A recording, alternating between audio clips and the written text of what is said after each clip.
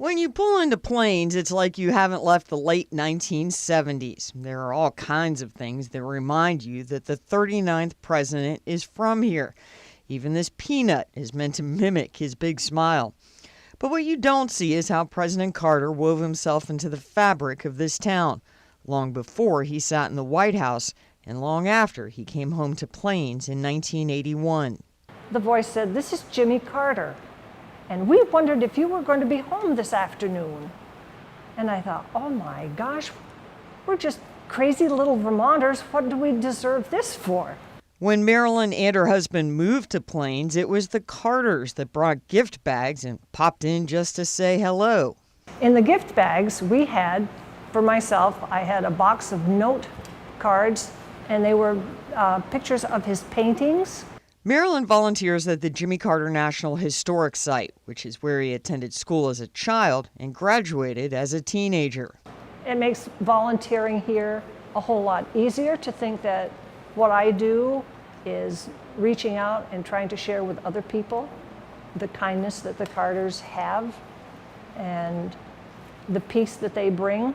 In this community, they're just like any other neighbor. But when that neighbor comes to their house, there's Secret Service with them.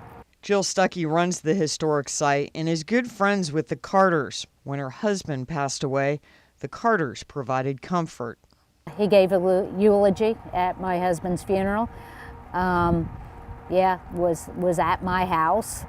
The Carters are one of us here in Plains. Well, we're glad you came by today. Is this your first stop in Plains? Okay, good. Well, we can get you set with some maps. This is a historic classroom, so this is very similar to what President and Mrs. Carter would have walked into when they went to school in this building. Fast forward 70 years, and Jill says the Carters are still making a difference around the world. Habitat for Humanity, is a wonderful example. But I tell people, they do Habitat for Humanity 1 week out of the year. What are they doing the other 51 weeks out of the year? And they're working with the Carter Center. They're eradicating diseases.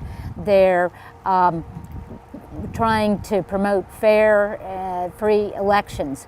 All big projects, but Jimmy Carter doesn't lose sight of his hometown and the welfare of the folks who call Plains home. They're always going to be a part of this community. Suzanne Lawler, 13 WMAZ News.